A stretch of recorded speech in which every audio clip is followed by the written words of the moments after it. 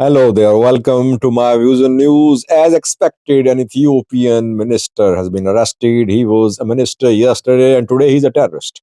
That is what the government said in a statement just a few minutes ago. I'm talking about Taye Dandea. His house was raided. What was recovered from his house? What is the government's claim? Secondly, Jula, Ethiopian field marshal, military chief, was interviewed yesterday. He spoke about OLA, Fano, operation against Fano talks with OLA. What did he say? He talked about Western Tigray to details in this video. Firstly, viewers, Taye Dandea has been criticizing the government. He is Minister of Peace from the Oromia region of Ethiopia, close to PM Abiy, working in collaboration with Ethiopian PM Abiy for years since PM Abiy came to office. But lately, we have been seeing some rift. Then they started criticizing the government, Oromia regional government, Ethiopian federal government, and he accused the government of being responsible for the collapse of talks between the government and OLA. Then he criticized the government for banning a protest rally, which was due to be held in Addis Ababa on Sunday.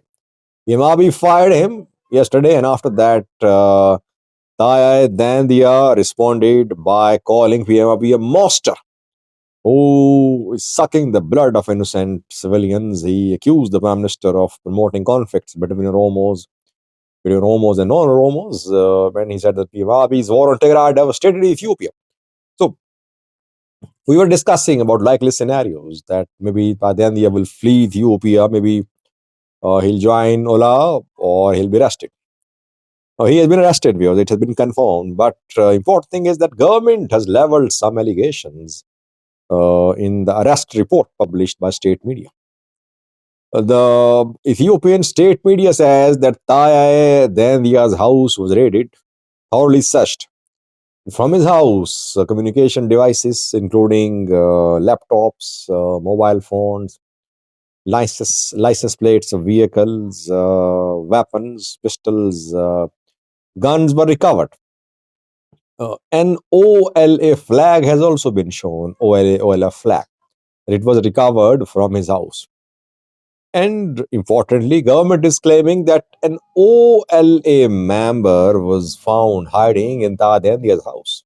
He was also captured. So yesterday he was a minister, and today government says that Taye Dandea was planning terrorist attacks. He was working in collaboration with terrorist entities, and he was creating conflicts. He was promoting conflicts in the country. You see, that is what Ethiopia is, by the way. If you are with the Prime Minister, if you are with the government, you are a patriot. The day you start criticizing the government, you are a traitor. Sorry, Christian Tadale criticized PM Abiy, and he's in prison now. Johannes Buyalio questioned the government's intentions about operation in Western Tigray, and he raised questions about operation against Fano, and he's in prison now. Now, Taye Dandea arrested. Taye Dandea did not flee the country, and in an interview this morning, he said that he was ready to face consequences. He was not going to be intimidated. What is going to be the political outcome of the political consequence of Taye Dandea's arrest? Will it create splits in PP? Will it fuel anti-government, anti-PM Abiy sentiment in Oromia? A lot can be said, but we'll discuss that in today's live chat session. Taye Dandea in custody now. The pattern is the same, by the way, when intellectual journalists were arrested in the Amhara region. They were accused of supporting Fano. They were accused of planning terrorist activities. Same allegation against Taye Dandea, that he was planning terrorist activities. Though we don't know, government has not shared any evidence. What was he planning? He was just calling into question PM Abiy's intentions about true democracy in Ethiopia. He was saying that PM Abiy was not interested in promoting peace in the country. But he is now being branded as a terrorist. Let's see. We'll update you in coming videos about this key development. Secondly, viewers, Berhano Jula, Ethiopian military chief, was interviewed by state media last night, and he spoke on key issues. Jula's talk about Fano is a confirmation of what I've been saying. I've been saying that Ethiopian government has not made any tangible effort to talk to Fano fighters. And Jula almost confirmed that. He said that Fano groups are working in the name of Fano. They're not Fano, and that they don't have any political agenda. They want to seize power by force, and they're suffering. They are suffering defeats. But when he talked about the Oromo Liberation Army, he said that Ola made some big demands. Ola wants power sharing. Ola and government will meet again. And next meeting will be to find a solution or never to sit again.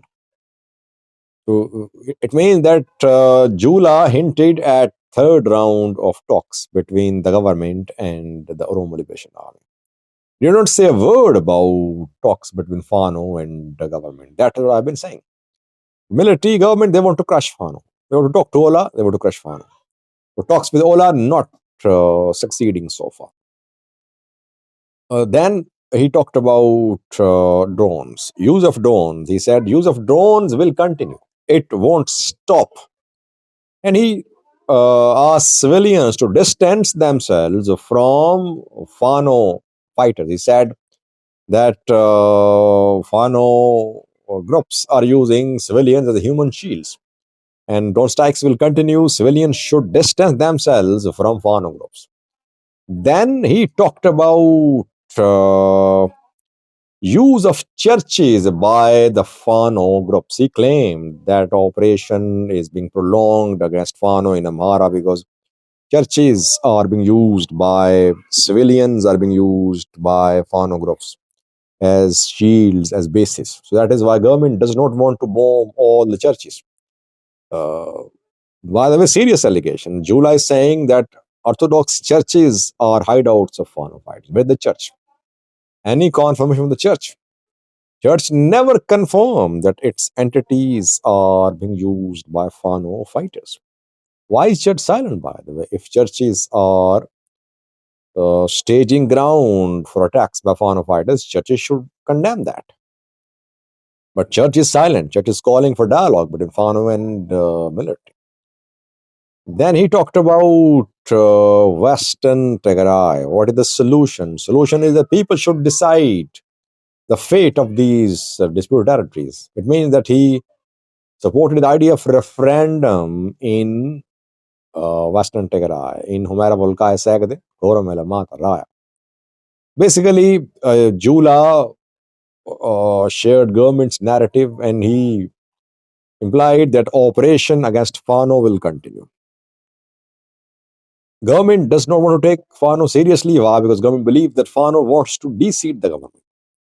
Fano fighters want to remove the government. That is why they want to remove Fano.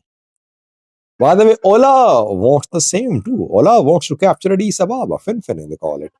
Ola wants big changes, but government is ready to talk to Ola. It's not ready to talk to Fano groups. Obviously, responsibility lies with Fano as well, because Fano fighters have not formed any central body to talk to government. So we cannot just say that hesitance, that reluctance to talk is just from government side. Fano is not ready to talk as well. They believe that only through armed struggle, Fano fighters, they believe they believe they can achieve their objectives only through armed struggle. So it takes two to tango. Both wants to try the military option, it seems. Now, why was there need for Jula to be interviewed on state media?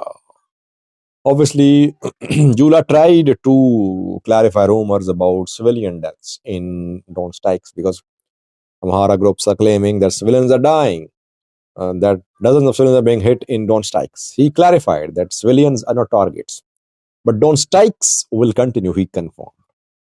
Secondly, I think before Jula, government should have made an announcement about talks with the Oromo Liberation Army. Jula is a journal. He is not a politician.